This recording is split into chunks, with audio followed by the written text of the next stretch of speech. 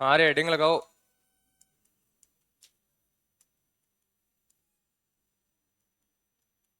संविधान के स्रोत। Source of constitution. संविधान के स्रोत।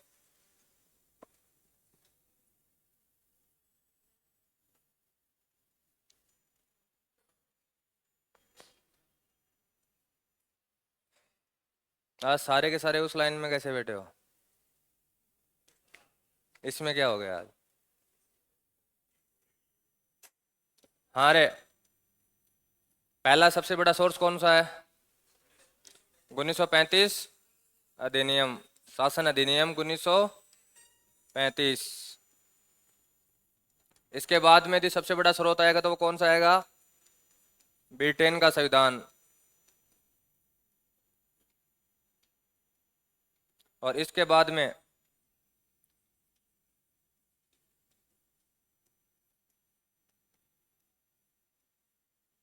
देखो रे एक बार,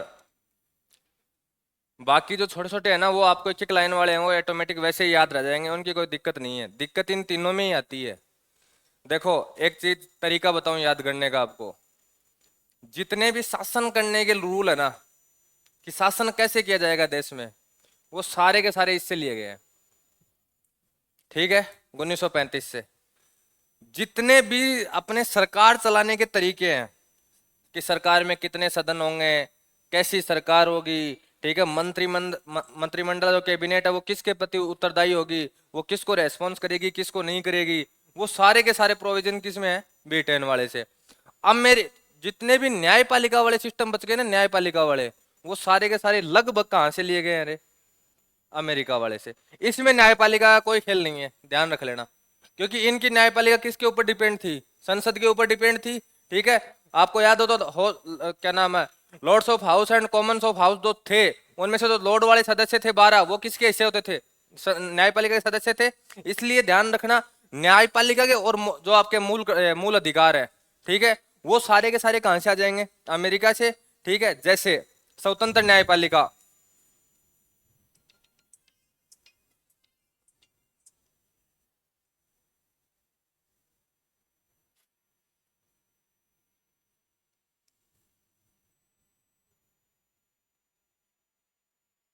ठीक है, पहला प्रोविजन आ गया। इसके बाद में आप जो भी न्यायिक जुडिशियल रिव्यू होता है, न्यायिक पुनरावलोकन,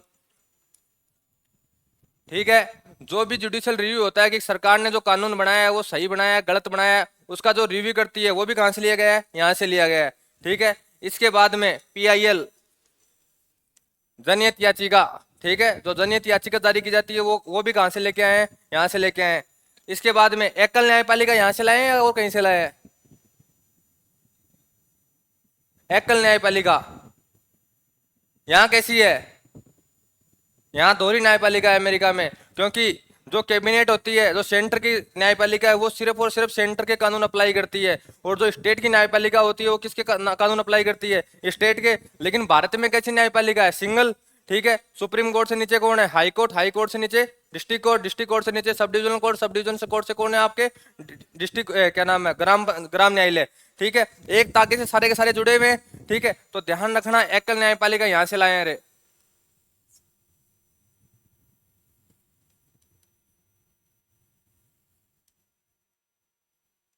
अब एक बात बताओ रे, सबसे पहले शासन चलाने के लिए सबसे मेन जरूरी क्या चीज है?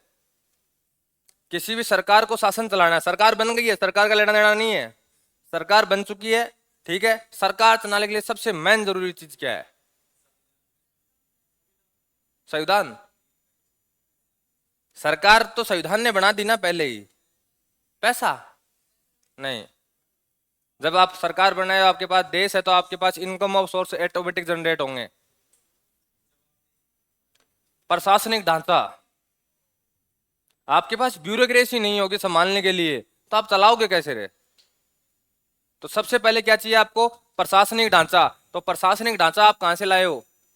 अब एक बात बताओ रे, प्रशासनिक ढांचा लाके कौन देता है सरकार को?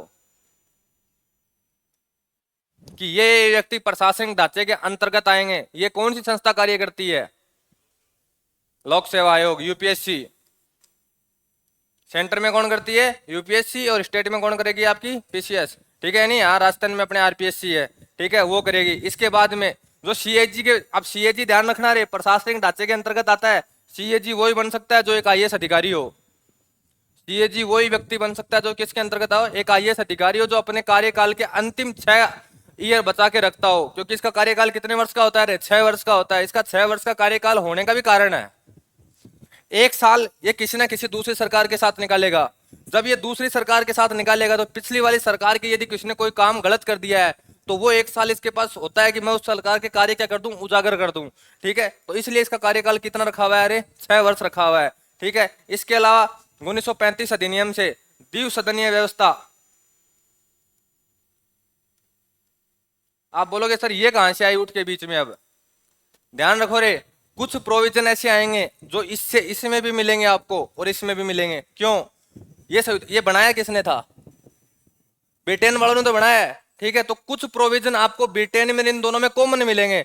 यदि ऑप्शन में दोनों आ जाएं तो ध्यान रखना आंसर 1935 ही रहेगा। क्योंकि भारतीयों के पास मेन सोर्स कौन था, 1935, क्योंकि 2/3 हिस्सा, 2/3 हिस्सा यहां से लिया गया है। अपने पास कितने अनुच्छेद हैं अभी, 395 जब मूल संविधान लागू हुआ था, तो 2/3 निकालोगे तो कितना आंसर आएगा रे, 395 का, 395 का 2/3।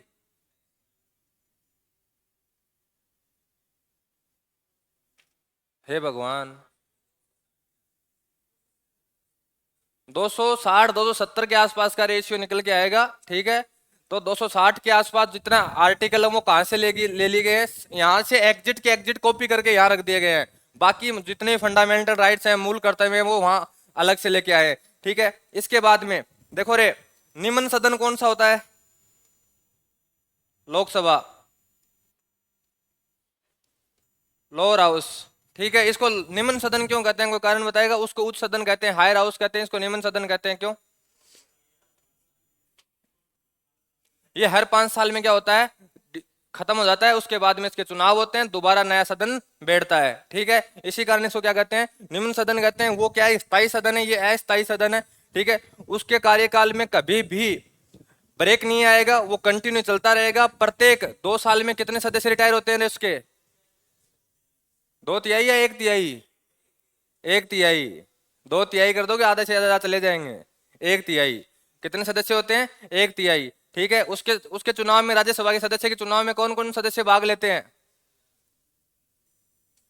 राज्यसभा के सदस्य में कौन कौन से सदस्य भाग लेंगे चुनाव में। जैसे राष्ट्रपति का चुनाव होता है, कौन कौन भाग लेता है, एमपी एमएलए।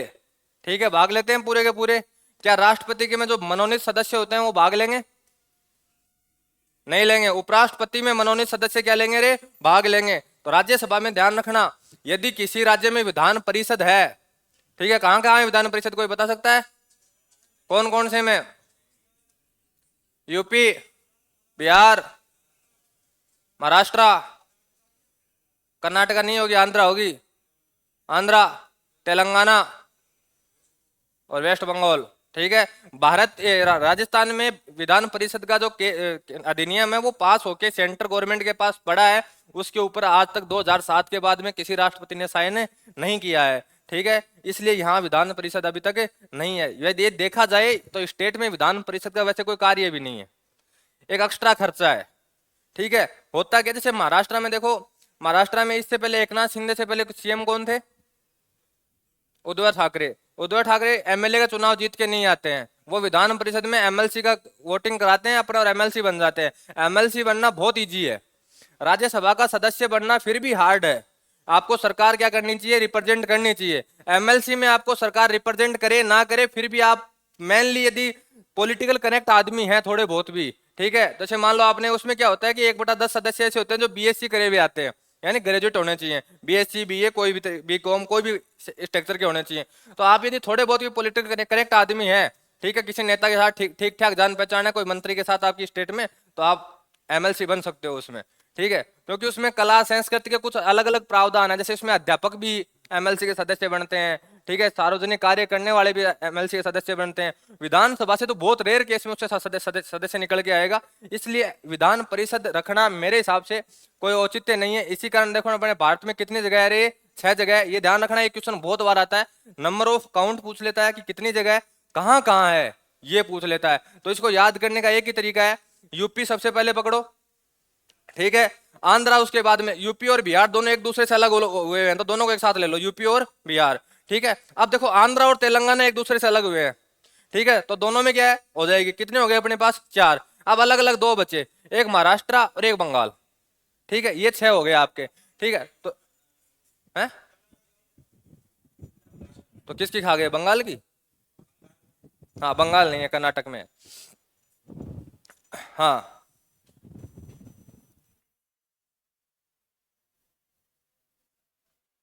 लिखना चालू करो रे।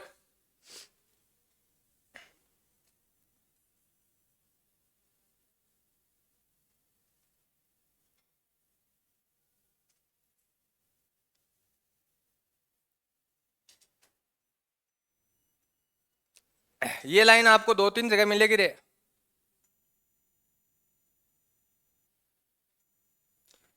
ये वो उपबंध है 352, 356 और 360, ठीक है, वो आर्टिकल यहां से लिए गए हैं। लेकिन इनके प्रभाव क्या क्या आएंगे, मूल अधिकार हनन होंगे कि नहीं होंगे, वो अलग अलग जगह से लेके आए हैं। मूल अधिकारों का हनन वाला जापान से लेके आए हैं। कहां से लेके आए हैं कि आपातकाल जब प्रावधान लग जाएंगे तो मूल अधिकारों का हनन का जो प्रोविजन है वो कहां से लिया गया, तो जापान से लिया गया है। और जब भी ये नाम पढ़ो ना रे, प्रशासनिक विवरण, तो आपके दिमाग में है ना, सेंट्रल गवर्नमेंट में तो आईएएस अधिकारी आ जाने चाहिए, आईएएस आईपीएस जो भी होते हैं, ठीक है, और स्टेट गवर्नमेंट में कौन आ जाने चाहिए, आरएस अधिकारी।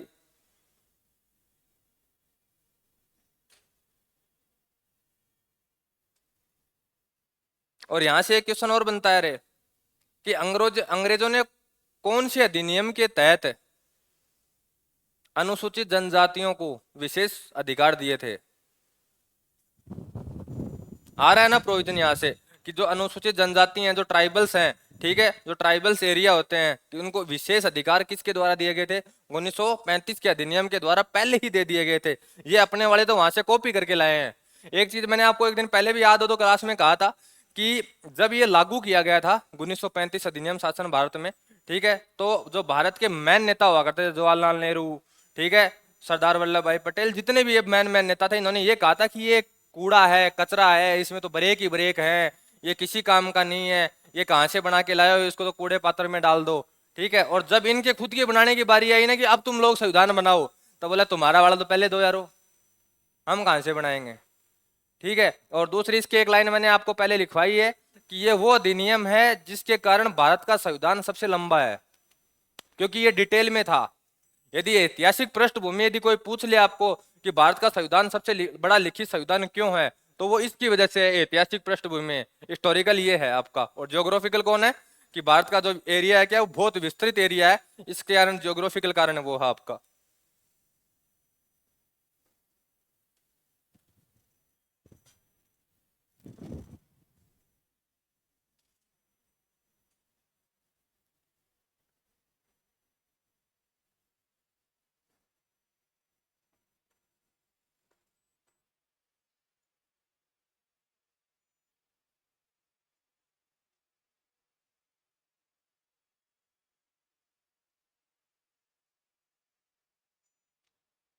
हाँ रे, यदि एक एग्जाम, शायद देखो मेरे को एग्जाम का नाम तो याद नहीं है, इस लाइन का इन्होंने एक बार डायरेक्ट क्वेश्चन बनाया था, तो इसका एक्चुअली यदि आपको आंसर पूछे 265 के आसपास रहेगा, क्योंकि पॉइंट में वैल्यू आ रही है।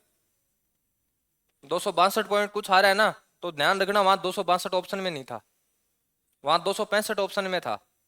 तो ध्यान रखना 260 से लेकर 265 के बीच में आपको जो भी एग्जिट डेटा मिले ना, फिक्स डेटा, या तो 260 मिलेगा या कौन सा मिलेगा रे, 265 मिलेगा, तो ध्यान रखना वो आपके आंसर होंगे। दोनों एक साथ नहीं मिलेंगे आपको, दोनों एक साथ मिले तो बोनस हो जाएगा ये, शायद आरपीएससी का आया हुआ क्वेश्चन है ये।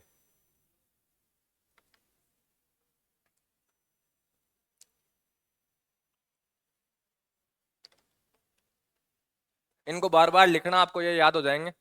सोर्स का क्वेश्चन बहुत आता है कि निम्न में से ये कथन कहाँ से लिया गया है, तो ये चीजें आपको याद रखनी है।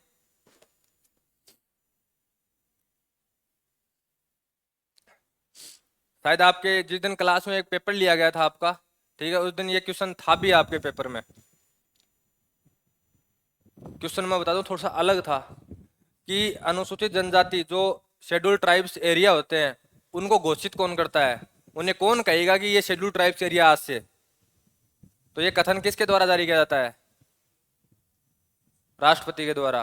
किसके द्वारा जारी किया जाता है रे? राष्ट्रपति का। यदि यूटी है तो डायरेक्ट राष्ट्रपति जारी कर देगा, प्रेसिडेंट बोल देगा कि ये एरिया आज से किसके अंतर्गत आएगा? शेड्यूल ट्राइब्स के अंतर्गत आएगा। लेकिन यदि किसी स्टेट का हिस्सा है तो पहले राज्यपाल क्या कहेगा कि सर आप देखिए बात कीजिए, वो वहां प्रपोजल भेजेगा कि ये एरिया हमें ये लगता है कि शेड्यूल ट्राइब्स के अंतर्गत आना चाहिए। ठीक है, तो वो राष्ट्रपति उसकी जांच करेगा, फिर ये देखेगा कौन से गांव आएंगे। यहाँ दिखना जिले वाइज शेड्यूल ट्राइब्स नहीं घोषित होती रे, जिले वाइज होती है। कहाँ पे? साउथ जो आपका ईस्ट वेस्ट वाला बेल्ट है ना, नागालैंड वाला, मिजोरम, मेघालय, उधर जिले वाइज होते हैं। वहां पूरे जिले पूरे स्टेट शेड्यूल ट्राइब्स घोषित होते हैं। अपने वाले एरिया में जाओगे ना आपको तो शायद राजस्थान में 8,900 कुछ गांव है, 955 के आसपास गांव है जो शेड्यूल ट्राइब्स घोषित है। तो यहाँ ग्राम पंचायत देखी जाती है पहले कि हाँ ये ग्राम पंचायत आ रही है या नहीं आ रही, इस ग्राम पंचायत में शेड्यूल ट्राइब कितने हैं कितने नहीं है। इसी कारण देखो राणा जी के उदयपुर वाला बेल्ट है ना, वो आपको लगभग शेड्यूल ट्राइब्स में मिलेगा। शहरी क्षेत्र को छोड़ दो, शहरी क्षेत्र के अलावा जितना भी एरिया है वो किसमें मिलेगा? उधर शहरिया जनजाति। यदि आपने कभी राजस्थान के एग्जाम के कट ऑफ देखते हो तो शहरिया जनजाति की कट ऑफ अलग ही आती है, अलग ही आएगी। उनका कोई SC ST कैटेगरी से कोई लेना देना नहीं है, अलग लिखा हुआ मिलेगा आपको शहरिया जनजाति, उसकी कट ऑफ अलग ही आती है। तो ये इस कारण क्योंकि उस साइड में जो शहरिया जनजाति है ये बहुत कम रेयर केस में बची है, तो इनको अपना अस्तित्व बनाए रखने के लिए, इनको रिप्रेजेंट करने के लिए इनको राजस्थान सरकार ने अलग से घोषित कर रखा है कि इनका एग्जाम में अलग। देखो दो आरक्षण मिलते हैं, एक हॉरिजॉन्टल एक वर्टिकल। ये थोड़ा बहुत आपको डिटेल पता हो आरक्षण की, तो आरक्षण दो तरीके से होता है, एक हॉरिजॉन्टल होता है एक वर्टिकल होता है। आपको ये SC ST OBC वाला मिला हुआ है, ये कौन सा है? ये हॉरिजॉन्टल है। हॉरिजॉन्टल में क्या हनन हो सकता है? खा सकता है कोई भी। जैसे आपके एग्जाम में होती है, एक साइड जनरल वाले रख लो, जैसे आप ये जनरल वाले, ये OBC वाले, ये SC वाले, ये और ST वाले। ठीक है, इन दोनों को छोड़ दो, इन दोनों को साथ लेके चलो, ये कभी एक दूसरे की पोस्ट नहीं खाएंगे। इन दोनों के प्रोविजन थोड़े से अलग हैं, ये कभी एक दूसरे की पोस्ट नहीं खाते, लेकिन ये दोनों मिलके इसकी खा सकते हैं। कैसे? कि मान लो किसी SC और ST वाले लड़के या लड़की का सिलेक्शन OBC कैटेगरी में हो गया है, तो OBC की एक पोस्ट गई। ठीक है, ये जनरल वालों को भी खा सकते हैं। ठीक है, तो जनरल की एक पोस्ट कम हो जाएगी। आप ध्यान रखना, यदि ये नहीं है कि इनको यदि 300 पोस्ट मिली हुई थी दोनों को मिला के, ठीक है, तो ये एक जने का सिलेक्शन यहाँ हो गया तो यहाँ 299 बची है ना, यहाँ 300 ही है अभी भी, यहाँ अभी भी 300 ही है। ठीक है, OBC वाला किसका खा जाएगा? जनरल वाले की। यदि OBC वाले का सिलेक्शन जनरल कैटेगरी में हुआ है तो जनरल की पोस्ट खा जाएगा। ठीक है, अब यदि नीचे थोड़ा बहुत बचा ये EWS, ये वर्टिकल आरक्षण है रे, EWS वाला वर्टिकल आरक्षण है, EWS की पोस्ट कोई नहीं खा सकता इनमें से, इनको वर्टिकल आरक्षण मिला हुआ है। ऐसा नहीं है कि OBC वाला सिलेक्शन EWS में मार जाएगा, नहीं मारेगा, किसी कैटेगरी में किसी कंडीशन में नहीं हो सकता। आने वाले टाइम में आपको देखना हर जगह ये EWS जो यहाँ जनरल के बाद में आ रही है ना, कि जनरल वालों से निकाल के EWS बनाई है, आपको यहाँ और मिल जाएगी, इन दोनों के बीच में और मिल जाएगी। क्योंकि सरकार आर्थिक आरक्षण, मैंने आपको कल परसों भी कहा था, सरकार आर्थिक आरक्षण की ओर जा रही है। ठीक है, और 100% जाएगी, कोई रोक ही नहीं सकता, क्योंकि संविधान संशोधन करने की जरूरत ही नहीं है इनको, संविधान संशोधन ही नहीं करने की जरूरत है। बस एक चीज ध्यान रखनी है कि आरक्षण क्राइटेरिया नहीं बढ़ जाए, क्योंकि संविधान में आरक्षण क्राइटेरिया फिक्स किया हुआ है 50%। एक आगे केस भी आएगा आपको पॉलिटिकल में, एक केस पढ़ाऊंगा, केशवानंद भारतीवाद का एक नया प्रपोजल हो रहा था, उसमें क्या है, एक आरक्षण का क्राइटेरिया बढ़ा दिया गया था। आपने यदि सुना हो तो बैकलॉग की भर्ती जानते हो? बैकलॉग इतनी तैयारी नहीं की, जानो कहां से। देखो दो तरीके की भर्तियां होती हैं। मान लो इनको 300 पोस्ट मिली थी SC ST वालों को, समझ रहे हो? एक बात समझना पूरी बात, इनको 300 पोस्ट मिली, हुआ क्या कि मान लो इतने कैंडिडेट ही नहीं मिले कि ये 300 पोस्ट पूरी भर जाए। ठीक है, पोस्ट क्या रह गई? खाली। OBC वालों की पोस्ट खाली रह गई तो SC ST वाले पूरी कर देंगे, जनरल वालों की खाली रहेगी तो OBC वाले पूरी कर देंगे, लेकिन इनकी खाली रहेगी तो कोई पूरी नहीं कर सकता, ये खुद ही करेंगे अगले साल दोबारा आके, या जब भी ये भर्ती आएगी दोबारा करेंगे। यदि कोई भर्ती निकाली गई, कोई विज्ञप्ति सरकार ने जारी की और उसमें कुछ भर्तियां खाली रह गई, वो भर्तियां कहलाती हैं बैकलॉग की भर्तियां। ठीक है, जब अगली साल दोबारा नोटिफिकेशन आएगा ना, तो यदि आप नोटिफिकेशन को डिटेल से पढ़ते हो तो तो उसमें नीचे लिखे हुए आती हैं बैकलॉग भर्तियां।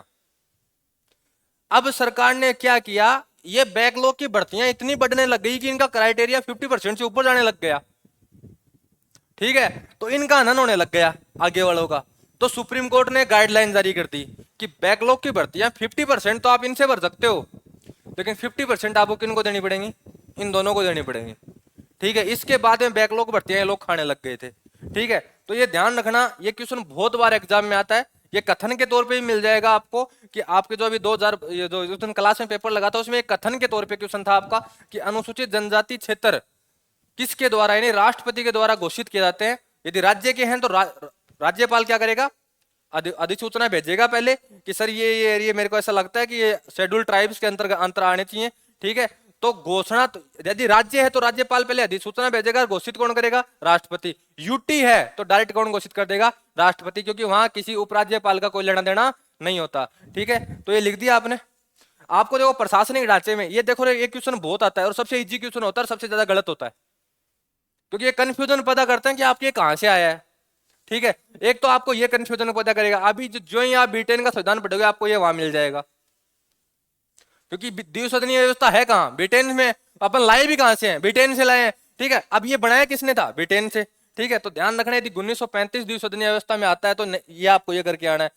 यदि आपको ध्यान रखना स्वतंत्र न्यायपालिका का क्वेश्चन आता है कि इंडिपेंडेंट जुडिशरी कहां से लाए हैं, तो वो लाए हैं अमेरिका से, लेकिन न्यायपालिका के प्रोविजंस कहां से लाए हैं, 1935 से, कि न्यायपालिका होनी चाहिए।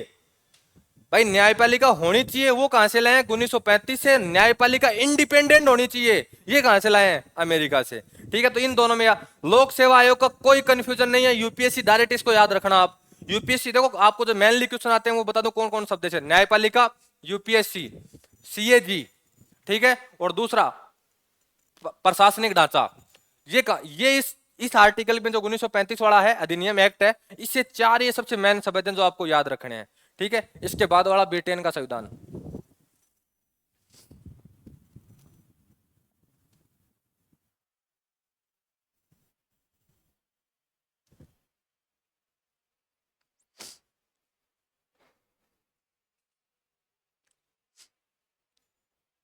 अब देखो जो पार्लियामेंट ऑफ गवर्नमेंट होती है, अब देखो ये चीज ध्यान रखना रे, आपको यदि याद हो गई तो मैंने विशेषता जब पढ़ाई थी आपको, तो ये मैंने आपको बताया था कि ब्रिटेन से लाए हैं, और अमेरिका में कौन सी है, प्रेसिडेंटल ऑफ होम गवर्नमेंट है, वहाँ अध्यात्मक शासन है, वहाँ राष्ट्रपति मैन होता है, और यहाँ मैन कौन होती है, संसद होती है। ठीक है, विधि के शासन विधायी प्रक्रिया ये अलग अलग है दोनों, विधि का शासन ये रूल ऑफ लॉ है। अभी आपको जस्ट इसमें देखो अमेरिका वाले में ये रखा हुआ विधि के समान संरक्षण, ये दोनों थोड़ा सा डिफरेंस है, मैंने आपको बताया था। एक नकारात्मक भाव पैदा करता है, एक कौन सा भाव पैदा करेगा, सकारात्मक। एक कहेगा कि सब बराबर है, वो एक कहेगा नहीं, कुछ लोगों को क्या मिलने चाहिए, विशेष प्रोविजन मिलने चाहिए, जैसे राष्ट्रपति हुआ, प्रधानमंत्री हुए, मेंबर ऑफ पार्लियामेंट हुए, उनको कुछ विशेष प्रोविजन मिलनी चाहिए। तो ध्यान रखना विधि का शासन और विधि के समान संरक्षण ये दोनों लाइनें लगती एक है नहीं। ये कहां से लाए हैं, ब्रिटेन से, ये कहां से लाए हैं, अमेरिका से। ठीक है, तो इन दोनों में अलग करके चलना आप।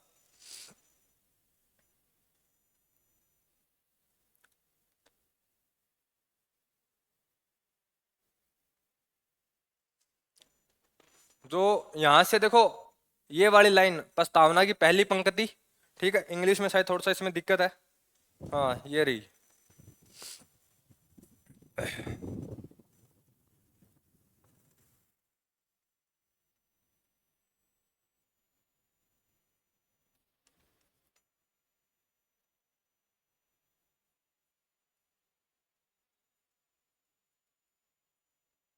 ये शब्द यहाँ आएगा इक्वल प्रोटेक्शन ऑफ लॉ, और ये यहां से कट जाएगा।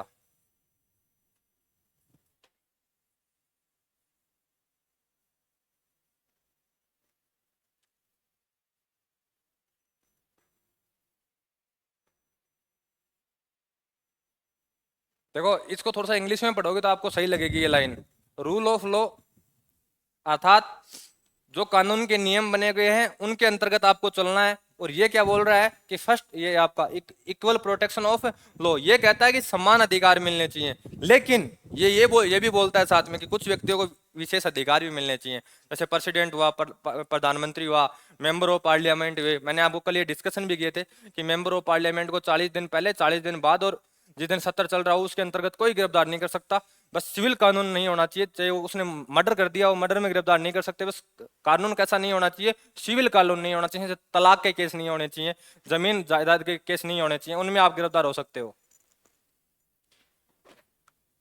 राष्ट्रपति के ऊपर भी मर्डर करने से केस नहीं चलेगा, ध्यान रखना। ये चीज आपको मैं बार बार बोलते जाता हूँ, ये आगे आएंगे दोबारा। राष्ट्रपति के ऊपर मर्डर कर देना, राष्ट्रपति कुछ भी कर दे, क्राइम कर दे, क्राइम का अंतर्गत की क्रिमिनल लॉ लगने चाहिए, तो आप गिरफ्तार नहीं कर सकते राष्ट्रपति को। लेकिन सिविल लॉ लग गए हैं तो राष्ट्रपति के पास एक लेटर जाएगा कि सर आपके ऊपर ये कानून चलाना, एक केस चलाना है, हम चला सकते हैं। तो वो 2 महीने के लिए मना कर सकता है कि 2 महीने मत चलाओ, 2 महीने बाद में उपस्थित हो जाऊंगा, 2 महीने के लिए मना कर सकता है। जैसे सिविल केस में कौन कौन से आते हैं, कोई तलाक का आता है, ठीक है, एक कोई टैक्स चोरी का आता है, ठीक है, जमीन जायदाद के केस होते हैं, ये कहाँ आते हैं, आपके सिविल लॉ के अंतर्गत आते हैं। हरेसमेंट, हरेसमेंट क्राइम में भी आता है, इसमें दोनों में आता है, सिविल में भी आता है और उसमें भी आता है। किस पे?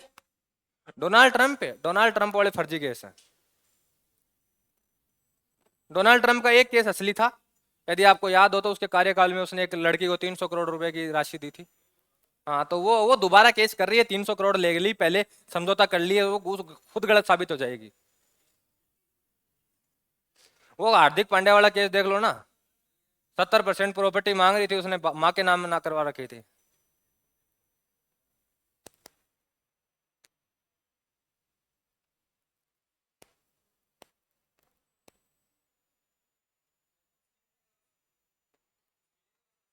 देखो उसको मिल सकता है, उसको क्या बोलते हैं, उसको मेंटेनेंस मिल सकता है। नहीं, नाम बोले ना बोले, कमाता है ना। वो अकाउंट स्टेटमेंट बोल जाएंगे, उसके अकाउंट स्टेटमेंट तो बोलेंगे ना। आप बच सकते हो लेकिन पूरी तरीके से नहीं। एक चीज ध्यान रखना, यदि शादी के बाद में किसी औरत के नाम संपत्ति चढ़ाई जा रही है तो वो संपत्ति पति की मानी जाती है, ना कि पत्नी की। उसने कहां से कमाया? बहुत से रूल हैं, बस बचना नहीं आता लोगों को। इसको पहले से पता था, थोड़ा ज्ञानी था, कोई ने किसी ना किसी ने ज्ञान दिया है इसको, तो इसने अपनी माँ के नाम करा रखी है। लेकिन ध्यान रखो, खुद के कमाई की संपत्ति में पत्नी अधिकार कर सकती है, लेकिन बाप की संपत्ति पे पत्नी अधिकार नहीं कर सकती। क्योंकि बाप ये कह सकता है कि मेरी कमाई हुई है, मैं इसको ही नहीं दूंगा, ये कौन है। हाँ, लेकिन यदि दादा की संपत्ति है, दादा की संपत्ति है ना, दादा की, तो उसका बेटा नहीं कर सकता, लेकिन उसके बेटे का बेटा यानी पोता कर सकता है। पोते को कोई मना नहीं कर सकता दादा की संपत्ति लेने से, ये क्लियर लिखा हुआ रूल है। हाँ, लेकिन उसके बाप को ये कह सकता है, बोले तू कौन है, मैं तेरे को नहीं जानता है। लड़की लेना चाहे तो मतलब शादी के बाद किससे? अपने पियर वालों से, पापा से।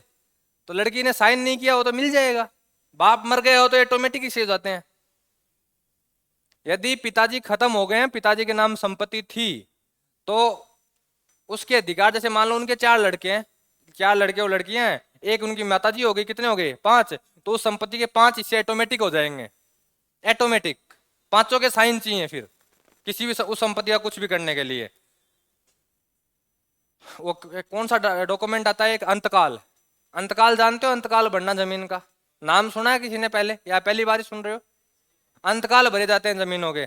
तो जब अंतकाल भरे जाते हैं तो जमीनें एक दूसरे की ट्रांसफर होती हैं, ठीक है। तो जब अंतकाल भरे जाते हैं तो जैसे वो जो बहनें होती हैं जिनकी शादी हो गई है, यदि उनके पिताजी पहले खत्म हो गए थे और वो जमीनें आज भी उनके नाम बोल रही हैं, तो फिर उनको बुला के साइन करवाए जाते हैं।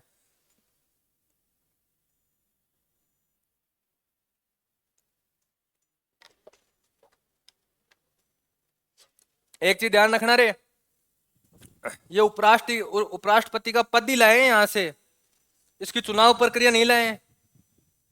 इसकी चुनाव प्रक्रिया और कहीं से लाएंगे जाके, सिर्फ पद पद लाए हैं। और दूसरी बात है, ये उपराष्ट्रपति का पद अमेरिका में जैसा है वैसा भारत में नहीं है। भारत, अमेरिका में एक लाइन लिखी हुई है कि यदि राष्ट्रपति मर गया या उसने कार्यकाल पूरा नहीं किया तो उसकी जगह पूरा कार्यकाल कौन करेगा? उपराष्ट्रपति करेगा, कोई चुनाव नहीं होंगे। अपने ऐसा नहीं है, अपने 6 महीने तक तो ये रह सकता है, 6 महीने बाद में चुनाव करवाने ही होंगे। तो ध्यान रखना, पूरे के पूरे कॉपी करके नहीं लाए गए हैं, उनमें कुछ ना कुछ फेरबदल किया गया है। और महाभियोग की प्रक्रिया राष्ट्रपति की, उसको हटाने के जो प्रोविजंस होते हैं, वो ये प्रक्रिया आपकी यहाँ पे है ही कि ये कहां से लाए हैं, अमेरिका से लाए हैं। यहां से जो सबसे ज्यादा क्वेश्चन आता है वो ये आता है रे, मूल अधिकार, फंडामेंटल राइट्स। देखो रे, फंडामेंटल राइट्स के जो अनुच्छेद का क्रम है ना, कि जैसे पहला समानता का अधिकार है, कहां से चलता है, 14 से 18, ये क्रम याद कर लो आप पहले। अब इसके बाद में जैसे जो ही अनुसूची हो जाएंगी और आपके क्या नाम है राज्य 1 से 4 पढ़ लेंगे, 5 से 13 बाद में आपके नागरिकता होने के बाद में मूल अधिकार आ जाएंगे। ठीक है, तो आपको ये चीजें उस टाइम पे बहुत काम आएंगी। कैसे कि आपको ये पता होना चाहिए कि समानता का अधिकार है कहां तक। यदि आपको ये पता होगा ना 14 से 18 है, तो 14 में क्या कहा गया, 15 में क्या बोला गया, 16 में क्या बोला गया, 17 में क्या बोला गया और 18 में क्या बोला गया, ये ऑटोमेटिक याद रहने लग जाएंगे। लेकिन कंफ्यूजन ये रहा कि ये है कहां तक, तब दिक्कत होने लग जाएगी। तो पहले तो ये याद कर लो कि कौन सा कहां तक है।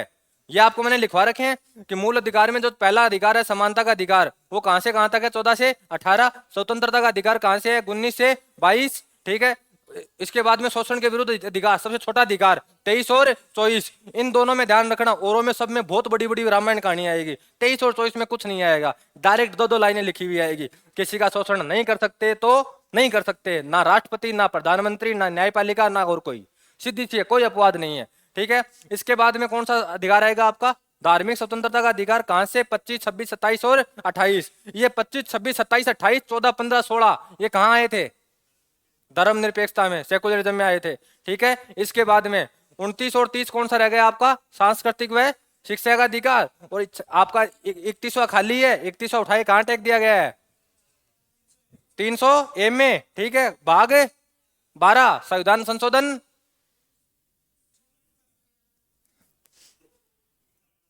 उन्नीस सौ अठहत्तर तो ईयर है, 44वां संविधान संशोधन है। तो रटा कर मत, रटता है तू फिर। यदि तेरे ये कंफ्यूजन हो रहा है ना कि सन तो संशोधन बन गई है, वो ईयर बन रही है, तो तू रटता है फिर, रटना नहीं है। तू फिर तो कैसे बोलता है 44वां संविधान संशोधन 1978, 44वां संविधान संशोधन 1978, 78, 1978, 78, वो फिर ऐसे हो जाता है लास्ट में। ये नहीं करना है। एक चीज ध्यान रखो रे, स्टैटिक जीके को छोड़कर आपको कोई चीज रटने की जरूरत नहीं है। आप हल्का हल्का समझ के चलोगे ना चीजों को।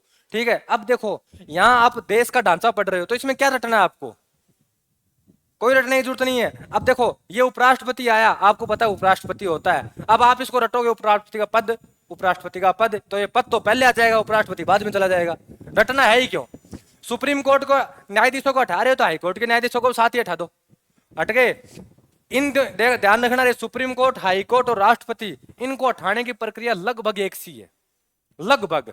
बस इसकी प्रक्रिया को नया नाम दे दिया गया है, महाभियोग। ठीक है, क्योंकि ये नाम सारा का सारा कॉपी करके कहां से लाया गया है, अमेरिका से। अमेरिका में आज भी हटाने की प्रक्रिया महाभियोग की है। ठीक है, और दूसरा, अभी तक ध्यान रखना, भारत में किसी भी राष्ट्रपति के खिलाफ महाभियोग की प्रक्रिया लागू नहीं की गई है, अब तक तो लागू नहीं की गई है, आगे का पता नहीं। ठीक है, इसके बाद में आपके संविधान लिखो।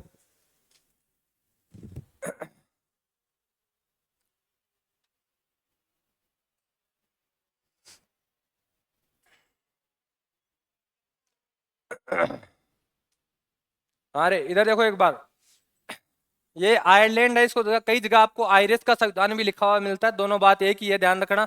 ये आयरिश भी लिखा हुआ मिल जाएगा कई बुकों में आपको। देखो इसका सबसे मेन लाइन है, ये नीति निर्देशक तत्व है, सबसे मेन लाइन कि कहां से लिए गए हैं, आयरलैंड से। देखो राष्ट्रपति का पद तो पहले ही आ गया है, राष्ट्रपति के निर्वाचन की पद्धति कहां से लेके आए हैं, आयरलैंड से। तथा जो राज्यसभा के सदस्य होते हैं उनके नामांकन की, उनके नॉमिनेशन की जो प्रोसेस है वो कैसी होगी, वो कहां से लाए हैं, आयरलैंड से। तो आपको दो चीजें याद रखनी है इसमें, तीसरी याद रहे ना रहे कोई दिक्कत नहीं है, दो रखना। एक तो राज्य के नीति निर्देशक सिद्धांत और एक राष्ट्रपति के निर्वाचन की प्रक्रिया, ये दोनों कहां से ली गई हैं, आपको ये दिमाग में होनी चाहिए। देखो एक चीज बताया करो, जो क्लास में आप ठाले बैठे रहो ना, कोई टीचर लेट आ रहा है 10-15 मिनट, ठीक है, उस टाइम पे एक दूसरे से पूछते रहा करो, बता रहे कहां से ली गई है, ये कहां से ली गई है, तो दो एक दूसरे को सही होती जाएंगी आपस में। लेकिन तुम लोग क्या है, आज वो आई, अरे क्यों नहीं आई, तेरी बात हुई थी उससे, उसके कोई पेट वेट तो दर्द नहीं हो रहा है, तुम लोग ये ज्यादा कहानी करते हो यार, वो नहीं आई उसको नोट्स भेजने हैं, तो अपने अच्छे अच्छे नोट्स बना, वो लिखे ही कैसे।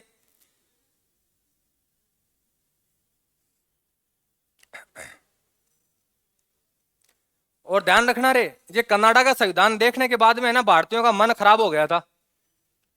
नहीं, भारतीय बहुत अच्छे आदमी थे, इन दोनों को देखने के बाद इसको जो ही कनाडा के संविधान को देखा ना, इनका मन मचल गया। आपको याद हो उद्देश्य प्रस्ताव, याद है? उद्देश्य प्रस्ताव कब पेश किया गया था? 13 दिसंबर 1946। पास कब हुआ? पारित कब किया गया उसको? 22 जनवरी 1947। कब हुआ? 22 जनवरी 1947 को। अब देखो रे, वहां मैंने क्या लिखवाया था? अवशिष्ट शक्तियों का केंद्र में निहित होना। मैंने ये नहीं लिखवाया था, वहां ये लिखवाया था कि अवशिष्ट शक्तियां राज्यों के पास होगी। और मुस्लिम लीग की सबसे मेन बात यही थी कि अवशिष्ट शक्तियां किसको दी जाए रे?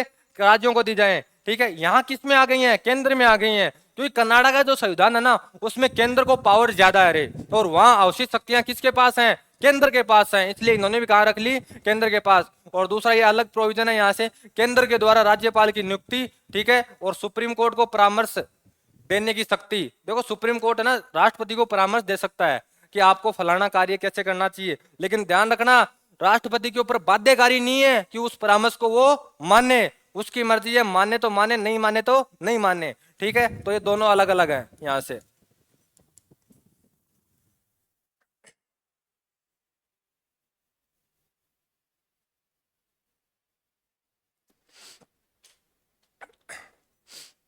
अवशिष्ट शक्तियां कौन सी होती है, कोई बताएगा?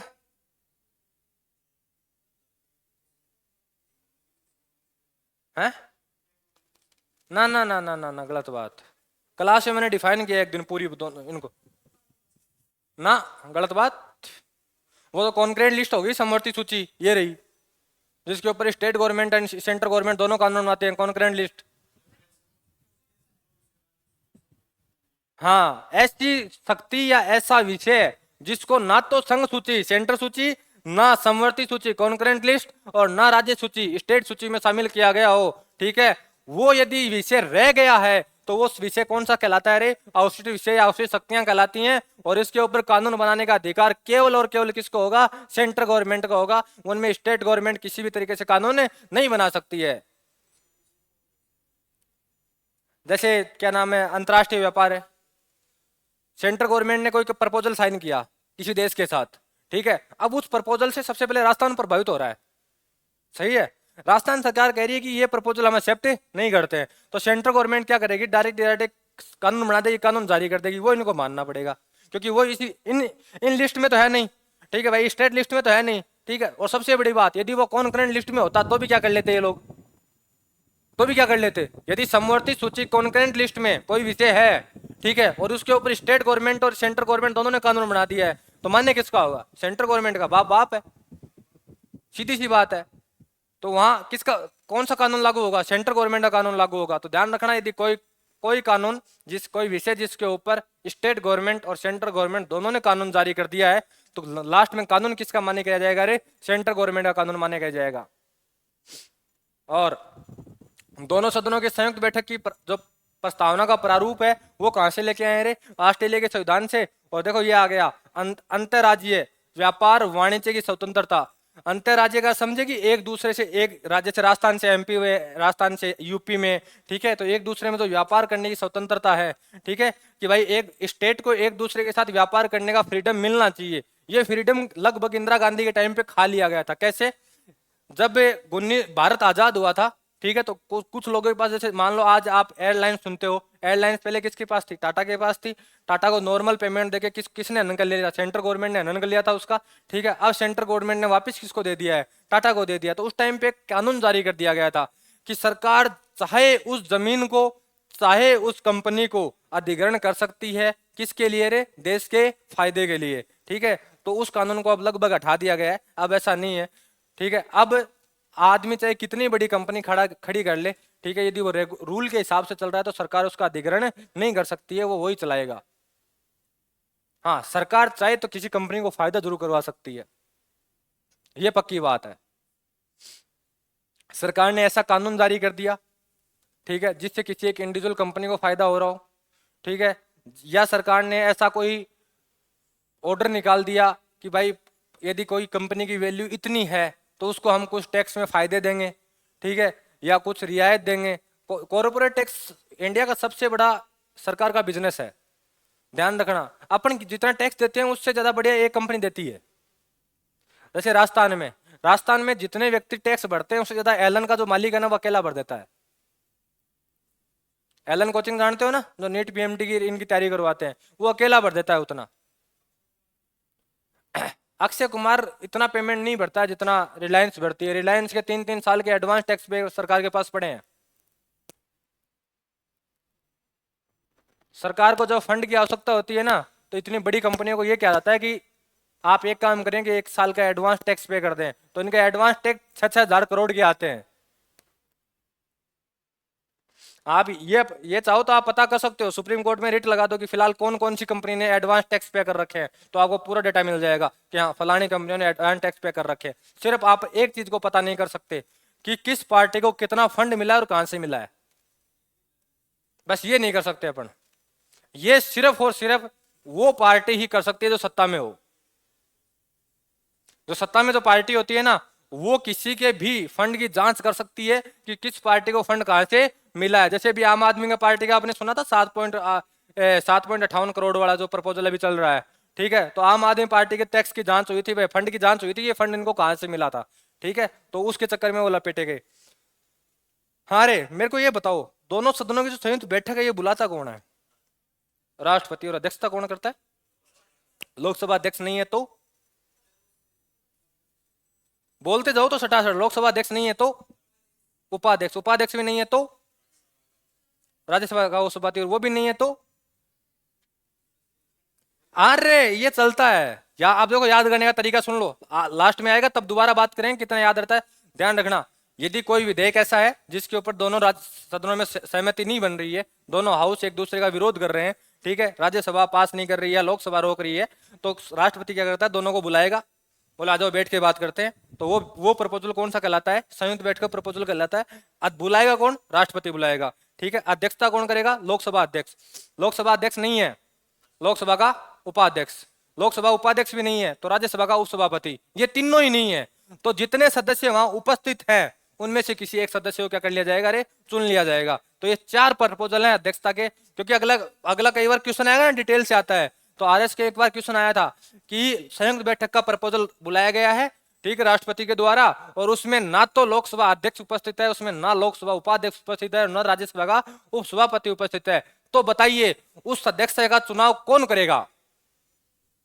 तो ध्यान रखना, उसमें क्या क्वेश्चन आते हैं, उसमें सदस्य का चुनाव करेगा प्रधानमंत्री, राष्ट्रपति, उपराष्ट्रपति, ठीक है, या जितने सदन में सदस्य उपस्थित हैं उनमें से कोई एक वोटिंग के द्वारा। तो जितने भी सदन में सदस्य उपस्थित होते हैं उनमें से कोई एक करेगा, ना कि ये कह दे कि राष्ट्रपति कह दे कि फलाना करेगा, प्रधानमंत्री कह दे ये करेगा, या ये कह दे ये करेगा, ना, इन दोनों के तीनों के पास इसमें कोई पावर नहीं है, ठीक है, तो ये याद रखना।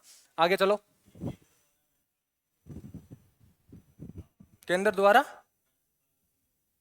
राज्यपाल की नियुक्ति 152 में है ना?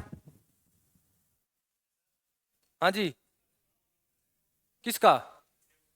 अध्यक्ष का चुनाव नहीं होता, इसका चुनाव नहीं होता, सर्वसम्मति से ये कह देते हैं कि ये फलाना आदमी बनेगा। जैसे प्रोटेम स्पीकर का चुनाव थोड़ी होता है, प्रोटेम स्पीकर का चुनाव नहीं होता ना कि वरिष्ठतम सदस्य है इसको बना दो। तो सर्वसम्मति से क्या होता है कि हाँ लगभग 50% की सहमति मिल जाए तो फिर उसको बना देते हैं, उसमें कोई इतना बड़ा इश्यू नहीं आता। क्योंकि हर चीज का चुनाव करवाने बैठ के तो दिक्कत आती है फिर, उनके अलग अलग प्रोविजन। हाँ, जर्मनी वाइमर का सिद्धांत ध्यान रखना रे, जर्मनी वाइमर साथ में लिखा करो आप। तो यहाँ से मौलिक अधिकारों के निलंबन के संबंधित आपातकालीन प्रावधान है, ठीक है, ये यहाँ से लाए गए। सोवियत संघ यानी रूस से कौन कौन सी मूल कर्तव्य है, ये लाइन यहाँ से अलग है। एक तो मूल कर्तव्य जो अपनी फंडामेंटल ड्यूटीज है वो लेके आए हैं। प्रस्तावना में न्याय, प्रस्तावना में आपको यदि याद हो तो न्याय के शब्द थे, कौन कौन से न्याय था? सामाजिक, आर्थिक और राजनीतिक। ये कहां से लेके आए रे अपन? रूस से लेके आए हैं। ध्यान रखो रे, सीधी सी बात, ऐसी बातें जो बढ़िया चढ़ाकर बोली जाए वो सारी की सारी कहां से लाई गई है? रूस से लाई गई है। तो मूल कर्तव्य बढ़ा चढ़ा के बोलते हैं, मानता कोई नहीं है, ठीक है, और अपनी सरकारें बोलती रहती हैं कि हम सामाजिक न्याय लाएंगे, आर्थिक समानता लाएंगे, लोगों को राजनीतिक, हाँ राजनीतिक के तौर पर फिर भी आज भारत में लोगों को समानता मिली हुई है कि आप जेल में हो तो भी चुनाव लड़ सकते हो। ऐसा कोई कैंडिडेट जाओगे जो लोकसभा चुनाव में पंजाब की ओर से जेल में बंद है, चुनाव लड़ रहा है?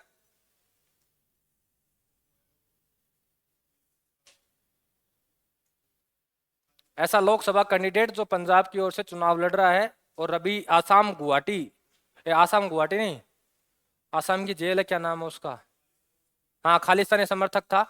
एक लड़का था, दुबई में रहा करता था, ऑटो ड्राइवर था, फिर यहाँ आया, उसने एक पार्टी स्थापित की। उसका नाम क्या है, कोई बताएगा? उसका नाम तो है, देखो यार ध्यान में नहीं आ रहा, सैपे नाम है उसका।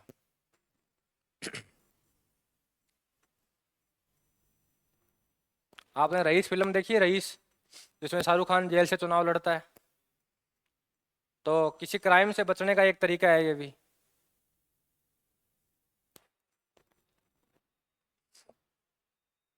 और जब भी आपको मैं गणराज्य पढ़ा रहा था, गणतंत्र अपन ने पढ़ा था, तो ये फ्रांस की बात की थी। प्रस्तावना में स्वतंत्रता, समता यानी समानता और बंधुता के आदर्श कहाँ से लेके आए हैं रे? फ्रांस से लेके आए हैं।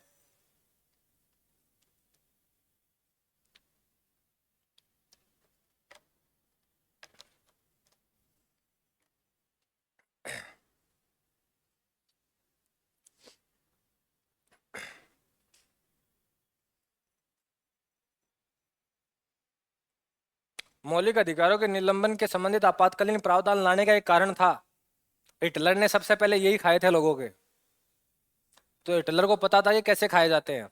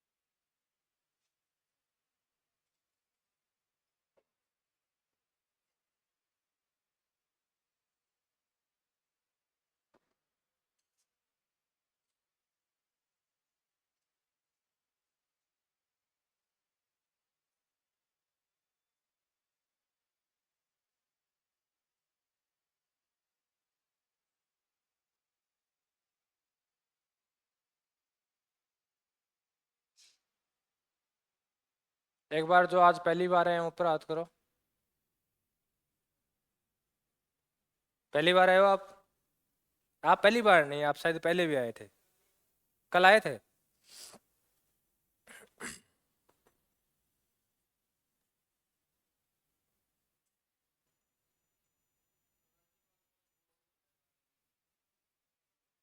हाँ हाँ, 152 या 153 यहीं से लेके आए हैं भाई।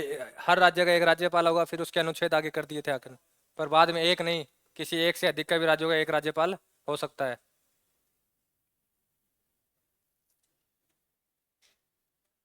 लिख दिया रे।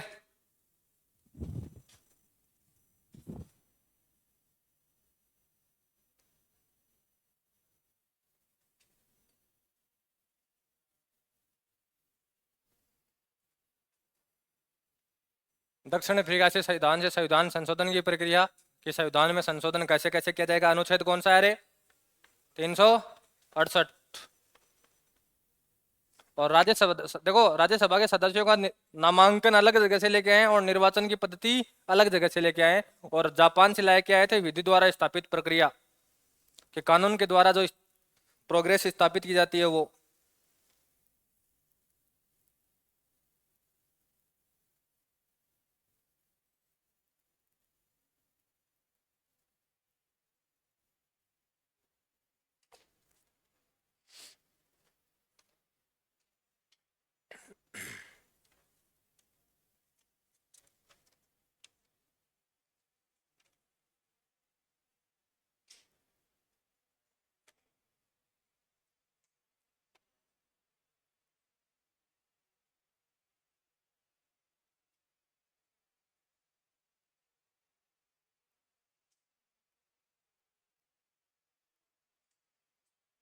हेडिंग लगा दो, और जिन्होंने हेडिंग लिख दिया है, कुछ महत्वपूर्ण बिंदु, सम इंपॉर्टेंट पॉइंट्स।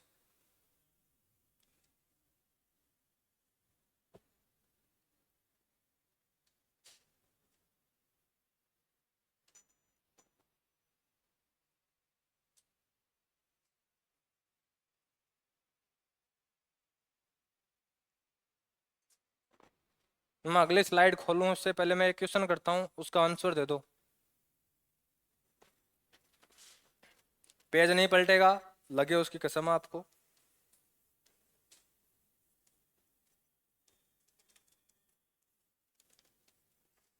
नेहरू समिति 1928। अब देखो जो आपकी पहली लाइन आगे वाली आएगी कि नेहरू समिति 1928 में बनाई गई थी, तो नेहरू रिपोर्ट भी कब आई थी? 1928 में आई थी। अब देखो एक एक्स्ट्रा दो तीन लाइनें हैं कि उस टाइम के जो भारत के सचिव हुआ करते थे ना, वो थे लॉर्ड बिर्केनहेड।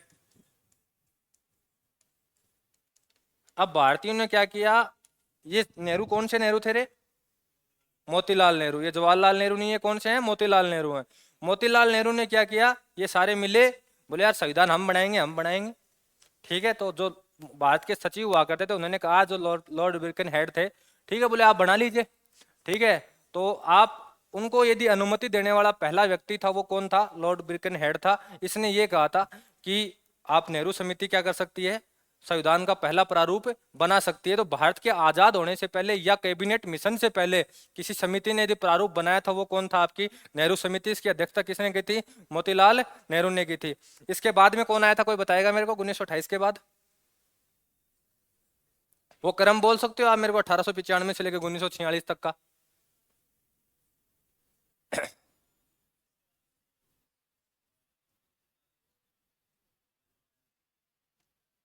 कोई क्रम बोलेगा वो?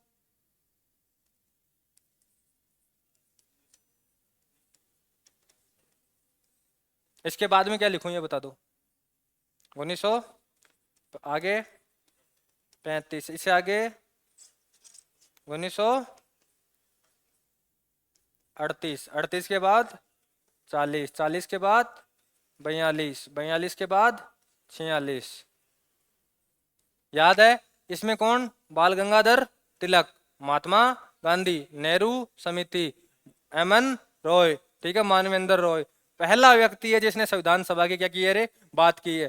कांग्रेस पार्टी ने यदि पहली बार बात की है, वो कब की? 1935। जवाहरलाल नेहरू ने पार्टी का प्रतिनिधित्व करते हुए सार्वभौमिक मताधिकार की बात की थी यहाँ पे। ठीक है, 1940 में अंग्रेजों ने अगस्त प्रस्ताव पेश किया, जिसे भारतीयों ने क्या कर दिया था? खारिज कर दिया। इसके बाद में कौन आएगा? क्रिप्स मिशन, अकेले क्रिप्स साहब आए थे। उसके बाद में कौन सा मिशन आएगा रे? Cabinet mission. कौन कौन आए थे? अलेक्जेंडर, लॉर्ड पेरेंट या जो लॉरेंस पेथिक था वो, और इसके बाद में क्रिप्स, ये तीन व्यक्ति आए थे। इसमें मुस्लिम लीग ने क्या कहा था कि भारत के 2 सवायत हिस्से कर दिए जाएं, और जो कैबिनेट मिशन ने क्या कर दिए थे? खारिज कर दिए थे। कैबिनेट मिशन ने कितनी सीटें बनाई थी? कैबिनेट मिशन ने सीटें कितनी बनाई थी भारत में चुनाव करवाने के लिए? 389। 200, जिसमें से 200 296 होंगी। हाँ, 389 कुल सीटें बनाई। 10 लाख पे एक कैंडिडेट चुना जाएगा। ठीक है, जिसमें से 296 सीटें चुनाव करवाई जाएंगे, और बाकी 93 सीटें किसको दे दी गई थी? रियासतों को, जो मनोनीत होकर आएंगे। 296 सीटों को कितने भागों में बांटा गया था? 2 भागों में, 292 एंड 4। 4 में कौन थे? उच्चायुक्त प्रांत, जो हाई कमिश्नर बॉडीज थी, वहां से कौन कौन? दिल्ली, कुरु, बलूचिस्तान एंड अजमेर मेरवाड़ा। ठीक है, ये थे आपके। तो पढ़ो रे, लिखना चालू करो।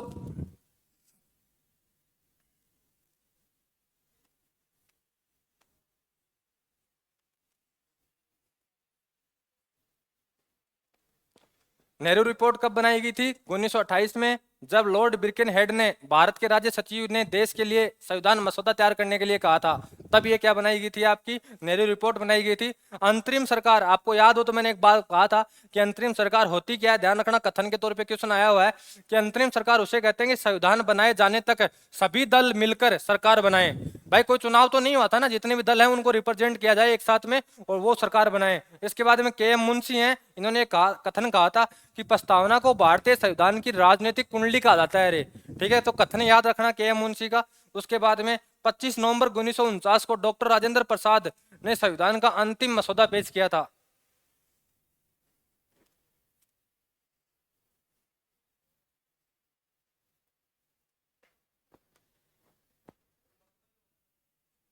प्रपोजल।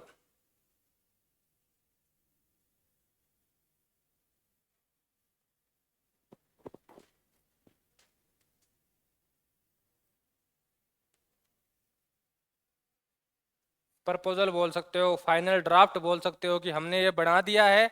इसमें यदि कोई छोटा मोटी कोई बात आपको दिक्कत लगती है तो आप देख सकते हैं।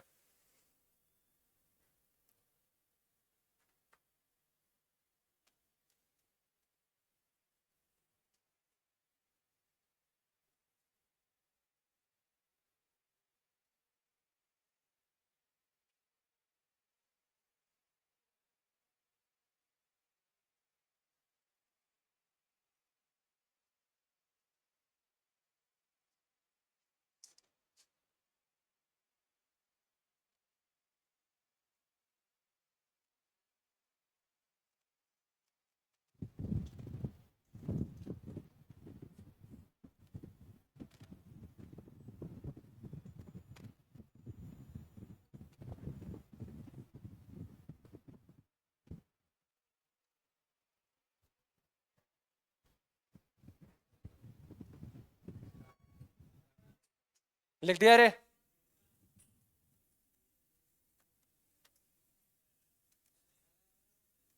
कौन सा रह गया, कहाँ है? अच्छा, ये चेंज हो गया।